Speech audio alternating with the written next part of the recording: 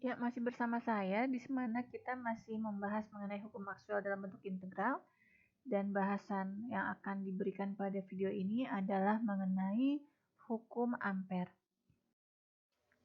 Hukum Ampere menyatakan, seperti yang bisa kita lihat pada slide, di mana jumlah merupakan notasinya adalah integral, medan magnet notasinya adalah rapat fluk magnet dibagi dengan mu0, yang tangensial pada suatu lintasan berarti adalah dot dl,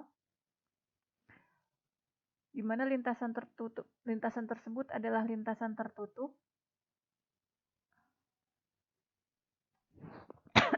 maka itu sama dengan arus, di mana arus yang dimaksud di sini adalah jumlah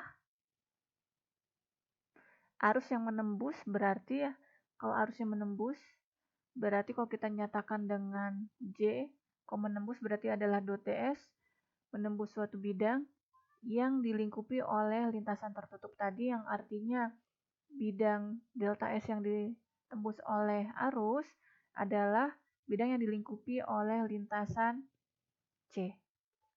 Dimana kalau kita lihat di sini, jika kita memiliki suatu lintasan, di mana pada lintasan ini terdapat rapat fluk magnet dibagi dengan mu0, dengan kata lain terdapat intensitas medan magnet, maka pada bidang yang dilingkupi oleh lintasan ini, yaitu bidang yang berwarna ungu ini, akan terdapat arus sebesar I, di mana arus ini adalah menembus si bidang yang dilingkupi oleh si lintasan yang kita gambarkan pada slide. Sekarang kita akan membahas mengenai arus yang terdapat pada hukum Ampere ini. Tadi dikatakan bahwa arus merupakan jumlah rapat arus yang menembus suatu bidang. Sekarang mari kita lihat, jika kita memiliki sebuah rangkaian di mana di dalam rangkaian tersebut terdapat kapasitor, dan pada rangkaian tersebut dialiri oleh arus seperti yang kita lihat pada gambar. Sekarang kita ingin menerapkan hukum Ampere pada suatu lintasan, di mana lintasan kita letakkan tepat di tengah-tengah kapasitor, di mana kalau kita ingin menggambarkan secara 3 dimensi, ini adalah pelat kapasitor bagian bawah, dan ini adalah lintasan tertutup seperti yang kita lihat pada slide, dan ini adalah pelat kapasitor yang bagian atas. Nah, sekarang mari kita buat sebuah bidang, di mana bidang yang berwarna hijau ini adalah bidang yang dilingkupi oleh lintasan tertutup, dan pada bidang yang berwarna hijau ini, dia itu tidak ditembus atau tidak mengenai pelat kapasitor maupun kawat yang berada pada rangkaian. Dan selain itu, kita juga bisa membuat suatu bidang lain, yaitu bidang yang berwarna ungu ini, di mana bidang yang berwarna ungu ini adalah bidang yang juga dilingkupi oleh lintasan tertutup yang berwarna biru. Bidang ini kita sebut dengan bidang 2 atau S2, di mana bidang ini ditembus oleh kawat yang terdapat pada rangkaian. Nah, sekarang mari kita terapkan hukum Maxwell pada bidang yang berwarna hijau, di mana di sini dikatakan jumlah arus yang menembus bidang S1 ini adalah 0.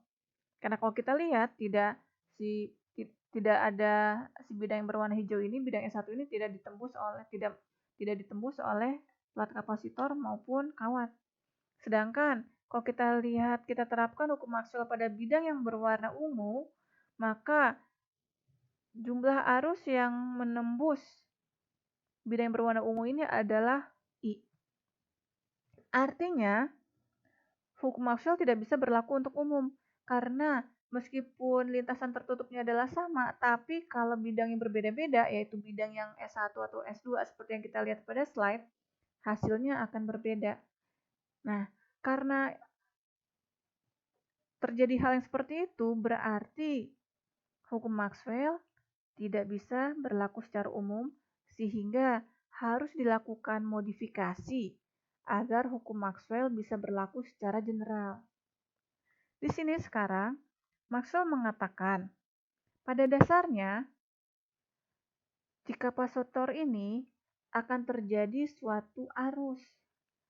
Maxwell mengatakan, pada saat ada arus yang menembus ke kapasitor, di tengah-tengah kapasitor ini ada pergerakan muatan, di mana pergerakan muatan ini adalah identik dengan arus, dan arus itu yang disebut dengan arus pergeseran. Kalau ini adalah arus pergeseran, berarti integral J ds disebut dengan arus konvensional. Jadi, Maxwell mengatakan, oh walaupun di bidang yang berwarna hijau ini tidak ada arus yang berwarna merah, tapi tetap ada arus yang menembus. Yang dimana arus yang menembus itu yang disebut dengan arus pergeseran.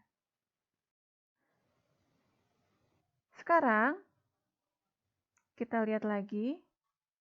Tadi sudah dikatakan, berarti sekarang ada arus konvensional, ada arus pergeseran yang merupakan temuan dari Maxwell. Sekarang pertanyaannya adalah, kenapa arus pergeseran memiliki persamaan seperti yang kita lihat pada slide? Sekarang kita lihat, arus pergeseran di sini diberi notasi ID, di mana D itu dari displacement, dari bahasa Inggris displacement, di sini dikatakan adalah turunan terhadap waktu dari epsilon 0 integral epsilon 0 E dot ds, di mana harus kita lihat bahwa pada dasarnya arus pergeseran itu yang kita lihat pada kapasitor adalah adanya terjadinya pergeseran pergerakan muatan.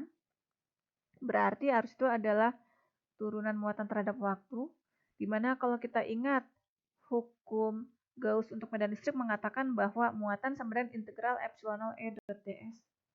Berarti dengan melakukan substitusi Q ke persamaan ID, maka akan kita dapatkan arus pergeseran seperti yang tadi.